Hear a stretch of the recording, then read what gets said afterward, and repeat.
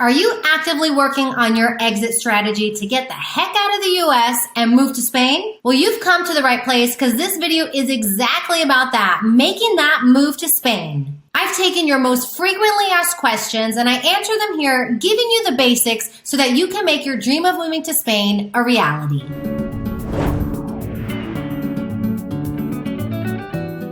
Hi, if you're new here, my name is Seppi, rhymes with Peppy from SheHitRefresh.com, and I help women age 30 and over break free from a life of routine and move abroad or travel the world long term. And that's exactly what I did myself.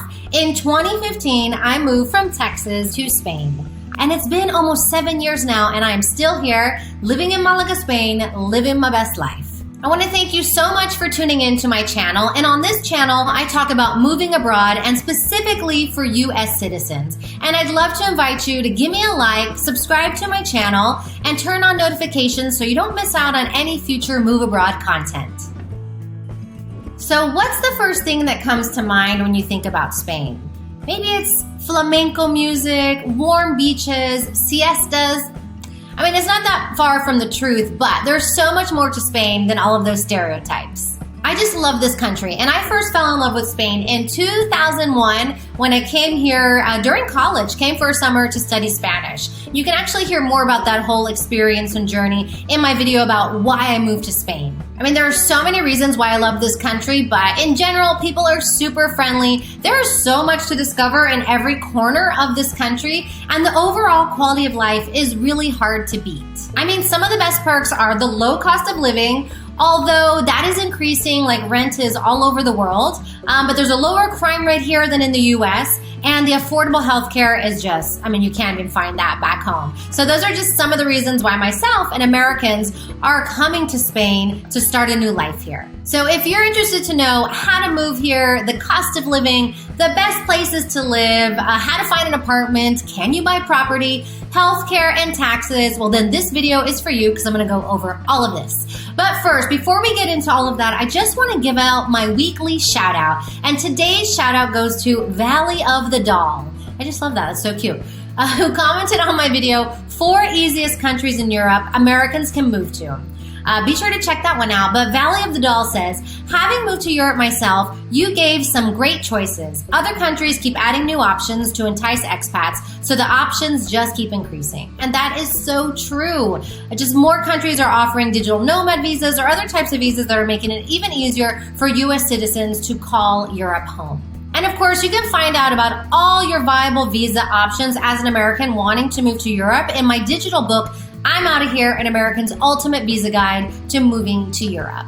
And also, if you're interested in getting a shout out, be sure to comment or drop your question below, and you never know, you might be the next shout out that I give. Okay, so let's do this. Let's get into moving to Spain from the US. I'm going to answer your frequently asked questions and give out some helpful tips for beginners. Question number 1 is, how can an American live in Spain or move to Spain? So as an American, you can visit Spain for 90 days on a tourist visa within a 180-day period. But if you're looking to move here long term, obviously you're going to be here longer than that. And to do that legally, you're going to have to get a residency or work permit. So permit, visa, I'm going to use these words interchangeably here. There's actually 6 different visa types that you can qualify for if you're thinking of moving to Spain. And again, I go over all of these visa options in my digital book, I'm Out of Here. Now, I'm not going to go through all 6 in this video, but I will go over the 2 most popular ones that are out there. So the top one is the non-lucrative visa. And this is also known as a retirement visa. And really the main requirement for this visa is that you're able to financially support yourself without working. And yes, that means without working remotely from Spain either. Now, this wasn't always the case. When I applied initially in 2017, you actually were able to work remotely. But in 2019, things changed and the consulates in the US have been rejecting applications that even mention anything about working remotely. If you're still interested in this visa, the financial requirement is going to be just under 30,000 euros for one person for 1 year. There are, of course, other requirements, but this is going to be the main one for you. If you are a remote worker who is looking to come to Spain, Spain has been teasing us with this digital nomad visa that was supposed to come out earlier this year, and then it was pushed back to this summer. And well, it is summer right now, and the visa has not come out yet. So don't hold your breath. We don't know when it's going to come out, but when it does, this visa has potential to really create an option for those people who want to work remotely from Spain. So another popular visa option that can get your foot in the door to living in Spain is through a student visa that you can get through one of the teaching English or teaching assistant programs in Spain. So I did the North American Cultural and Language Assistant Program in 2006, yes, many moons ago, but I also did it in 2015 when I moved to Madrid again. There are many programs like this that not only give you the visa to come live in Spain, these programs not only provide a visa, but they also provide health insurance and a monthly stipend. Of course, I never recommend these programs as a long-term solution to living in Spain, but I think it's a great way just to get over here, and then you can assess the situation, see if you want to stay longer, and find other ways that you can stay here in Spain long-term. So these are just two of the most popular visas that people are getting to move to Spain. Again, check out my book, I'm Out of Here, for more information on all of your visa options and more information on these visa options as well. All right, question number 2 that I always get are, what are the best places to live in Spain? I may be a little bit biased because Madrid was a city I thought I was going to live and die in. I just adore Madrid, and I was living there for 5 years before I moved here to Malaga, and I had actually spent quite a bit of time there in the 2000s as well. So Madrid is Spain's capital and largest city, and it's really just a cultural mecca that attracts people from all over the world. So it's an exciting city to be in if you like the hustle and bustle and fast-paced life of a big city. I mean, other perks to the city is that it's so well connected, easy to get around. I mean, nonstop life, nightlife, art, culture, entertainment, and of course it's really centrally located, so it makes it really easy to get to different parts of the country, and also it's really easy to fly out of Madrid to other countries in the world as well. So that's Madrid for you. But after Madrid, I would say, or actually before Madrid, probably one of the most popular cities is going to be Barcelona. People love Barcelona for so many reasons. It's a seaside city, so you definitely have the beach there, which is a big perk. It's a beautiful city in terms of architecture. If you're familiar with Gaudí, he has a lot of architecture there in Barcelona. Also, the location of Barcelona gives you access to the northwestern corner of Spain, but then you're right there close on the border of France, so it's easy to hop over and spend some time in France whenever you like. It is important to note that in Barcelona, the main language there is going to be Catalan, which is different from Spanish. So if you're looking to brush up on your Spanish, Barcelona probably isn't the best city to move to. Also, I want to point out that Barcelona has become a little bit of an amusement park in the sense that it just is such an amazing city that there's so much tourism and foreigners that are flocking there. And so it can feel a little bit less welcoming than other cities in Spain, I think, for a non-local. So I'm just mentioning here some of the most popular cities that Americans and expats are moving to. So we have Madrid, Barcelona. Next on the list is Valencia. So Valencia is a coastal city with about 800,000 people living there. It's on the eastern coast of Spain, and it's less expensive than Madrid and Barcelona. So Madrid is going to be the most expensive city, and we'll actually talk about that a little bit later in cost of living. But Valencia has a relaxed vibe. You got sunshine there year-round. You have the beaches, friendly people, and there are a lot of foreigners, digital nomads moving there as well because it's a spectacular place to live. And then, of course, there's Malaga, where I live now. So I love Malaga. It is a little over 500,000 people here that live here. And I think it's a great city because here in Malaga, you can still have a very Spanish experience, but there's also an international flair. There's a lot of Europeans and also people from all over the world that are moving to Malaga and nearby Marbella and just the towns all around. So I think it's just a great mix for people who want to have a little bit of both worlds here. A lot of retirees come here. It's a big digital nomad spot. And there's also a lot of families that are moving here as well. Okay, the next question is, what is the cost of living in Spain?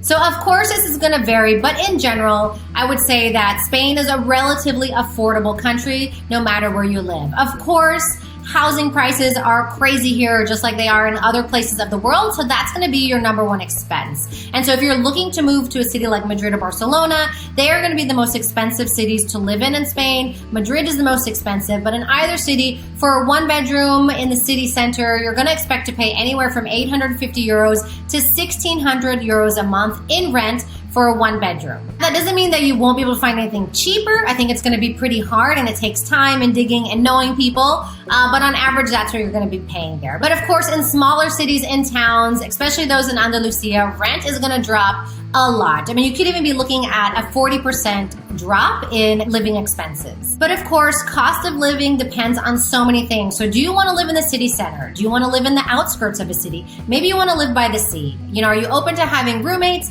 Do you want a renovated apartment that has, new appliances? Are you okay with an outdated place that has outdated furniture and outdated appliances? All of this is going to factor into what the cost of living is going to be for you. You also have to take into account your lifestyle, your spending habits, your needs, and your interests. You can definitely live in Spain on the cheap, but you can also have a very high-end experience as well. Number 4, the fourth question that I always get is, how do I find a place to rent in Spain? Like, how do I find my apartment or home if I'm wanting to move there? So there's a few ways you can do this. I would say probably the number one way for people to find a place is to search on a website called Idealista. And I'll drop the link for you below. Idealista is a housing platform that is used by locals and foreigners as well to look for long-term housing. You can also find some short-term on there too. You can find apartments, you can find roommates, you can find houses. And on this platform, you can rent through owners as well as realtors. So that's going to be probably the number one platform. But I think another great place to look too is in Facebook groups. So if you're not in Facebook groups yet, you should find some for the city that you're looking to move to. So for example, if you're looking to move to Madrid, Expats in Madrid, maybe a Facebook group that you want to look into, or Americans in Madrid. In those kinds of Facebook groups, you may find people who are posting about apartments that are available, houses that are available, or rooms that are available. Of course, outside of that, you can also find a realtor that you want to work with who can help you find a place for you. But of course, you're going to be paying that agency fee. So just keep that in mind. Fifth question that I have that comes up is, can Americans buy property in Spain? So the answer is yes. If you're a resident or a non-resident, you are able to buy property in Spain. Of course, if you are a non-resident, you are going to have to get a fiscal identification number that's called a NIE, and that's something that you have to do here from Spain. If you're going to be buying your place outright with cash, then it's a pretty straightforward process, but it is going to be pretty extensive. So just factor in some time to get things done. Of course, if you're going to need a loan, you're going to have to speak to your bank in the US, or maybe you want to work with a bank in Spain. That's also possible. But you're going to have to show proof of income or at least your financial situation. So keep that in mind too. So I think it's really important to note, because I think some people have the assumption that if they buy property in Spain, that somehow gives them residency or citizenship. And that is not the case. Unless if you are getting a golden visa. What is a golden visa? So a golden visa is a property buying option for foreigners who want to move to Spain and can afford a 500,000 euro investment. So if you are able to buy a house that is at least 500,000 euros, then you will acquire residency through that, and you can also get citizenship at some point. This is going to be your fastest way in, but of course, not everybody has this amount of money to invest. And with this particular visa, it's important to note that that 500,000 euros has to be in cash. It cannot be financed. All right, we're at question number 6, and that is, can I work in Spain as an American? While it's not unheard of, it is super difficult for an American to find work in Spain. So you may be able to find jobs that you qualify for in terms of your skill set, or jobs that you may like, jobs that are available, but that does not mean that you can get hired for these positions as an American. So you're probably wondering, why is that? If I'm qualified, why can't I get hired there? Well, that is because companies in Spain are required to prioritize hiring Spanish citizens or citizens in the EU first. So that is a very big pool of candidates that they have to search from. It's not going to be likely that they're going to be able to hire you unless if you have some really highly specialized skills. And you have to remember that for a company to hire you, it can be a lengthy and expensive process for you. So they would just much rather hire someone that already has the work permit to work here, because ultimately they will have to sponsor your work visa in order to hire you. Again, I don't want to say that's impossible, but it is very difficult. I myself was able to get one of these work visas when I first moved here after my first year of teaching Spanish in 2015. But I would say in my case, people ask me, how did you do it? I think it was a lot of luck. So I may do a video on that and how I was able to get a work visa here, but I wouldn't hold your breath on it.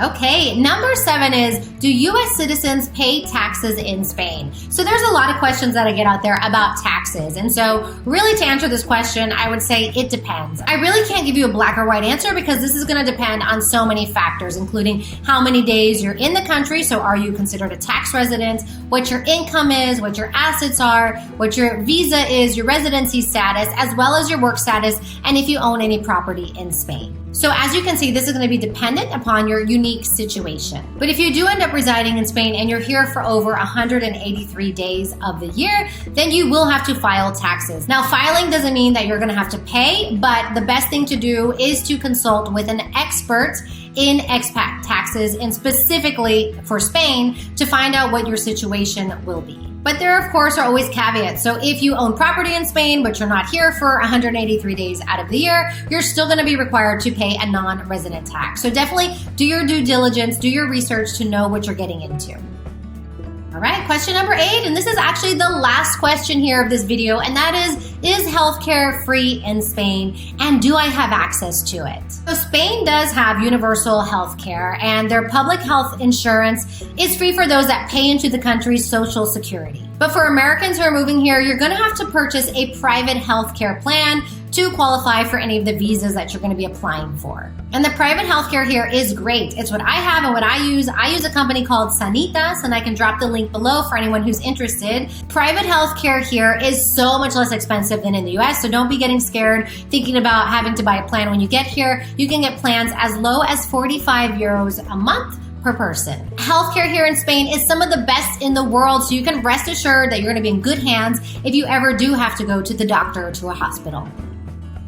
All right, so those are some of the most frequently asked questions I get. I hope you found this information useful, and if you're interested in moving to Spain, planning to move here, living here already, please drop a comment below. I would love to hear from you and hear about your story. And of course, if you need more resources, again, check out my digital book, I'm Out of Here, an American's Ultimate Visa Guide to Living in Europe, where I break down the 17 easiest countries in Europe to move to for Americans, and I go over 50 viable visa options. You can catch the link below and grab the book there.